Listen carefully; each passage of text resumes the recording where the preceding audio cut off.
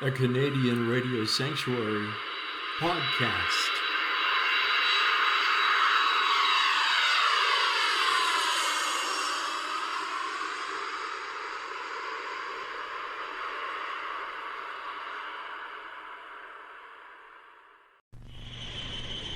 The Abbotsford International Airshow is underway. Here's Star FM's Bob Brown.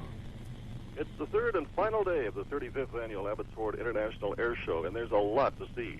The static display is open with pilots and crew waiting to answer your questions. Members of the Recreational Aircraft Association have a fine display, too, and they'd be pleased to talk to you about building your own airplane.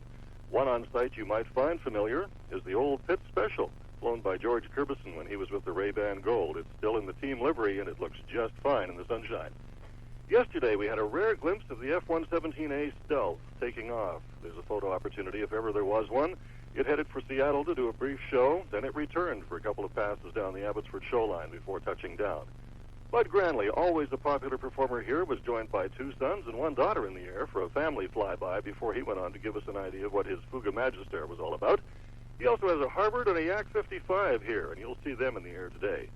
This promises to be a little cooler than yesterday, but the performing, well, it'll be just as hot as ever. Bring your camera, your sunscreen, and enjoy the day. Buy some runway seating, take a load off, and enjoy the show. At the 35th Annual Abbotsford International Airshow, I'm Bob Brown for Star FM.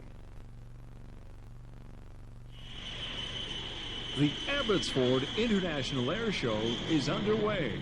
Here's Star FM's Bob Brown. Helicopters come in various sizes and shapes, and there are several here at the Abbotsford Airshow. We've got a Sea King, a couple of twin Hueys, a Griffin, a Labrador from 442 Squadron, a Comox, and we've got Jim Cheatham. Jim flies a Robinson R228 chopper that's a bit of a sports car compared to some of the others, but what it lacks in size, it certainly makes up for in versatility, and you'll see Jim demonstrate how helicopters can lift, move, and drop odd loads into strange places. He'll show you just how maneuverable the helicopter is, and you'll see what happens when a chopper's engine stops in midair. Jim will make a dead stick landing from about 1,500 feet, spinning, diving, and backing up, all without using the engine. Even though most pilots are aware of the turning capabilities of the chopper, every once in a while Jim's able to talk one of the fixed-wing pilots into a drag race over an eighth of a mile, and they don't have a chance. It's all part of the fun here at the Abbotsford Airshow, and even the littlest airshow fans can enjoy Jim and his two-seat vegetable slicer. We'll see him over the show line racing John Pickett about 11:45 today. At about 12:30, he'll do a dual chopper act with Kent Reinhardt. You'll enjoy it. It's a bit windy here at the field, but we're told the wind's going to die down by about noon and the clouds will dissipate. We'll be back to sunshine for the Abbotsford Airshow. There's still plenty of flying on this final day along Thunder Row. Come and join us at the 35th Annual Abbotsford International Airshow. I'm Bob Brown for Star FM. The Abbotsford International Airshow is underway.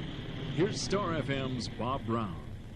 Another familiar face at the Abbotsford Airshow this year is that of Les Shockley. As a matter of fact, we have another face along with Les this year, and that is his son Kent, who's doing the driving for him.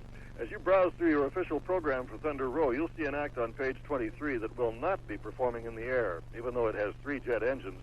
It's Les Shockley's Shockwave jet truck, and if that sounds a little out of place at an air show, well, it won't after you see it. Yeah, that's exactly right. When you look at the front of the truck, it looks just like a standard Peterbilt tractor. And when you look at it from the backside with those 3 big jet engines, it looks more like the space shuttle. And when you think about the performance of it, you know, it makes 3 pounds of thrust per pound of weight. So if you stood it on its tail, it would accelerate straight up at 3 Gs.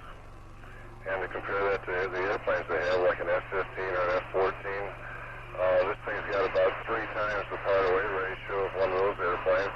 Actually, a lot accelerates the space shuttle about 2 to 1. And the way we do it in air show is our primary function out here is to entertain people, and that's the name of the game. And the act that we do out here is we race an airplane, and to make it fair for the airplane, we give them a 200-mile-an-hour head start. Meaning we sit still out here on the runway and let one fly by at 200 miles an hour when he passes the airplane. I light the afterburners on the truck and chase them down. 0 to 400 miles an hour in about 8 seconds. That's about enough to make the photo radar operator spill his coffee. Come and watch Les Shockley today. The kids love him. The pilots, well, they're not too sure. At the 35th Annual Abbotsford International Airshow, I'm Bob Brown for Star FM.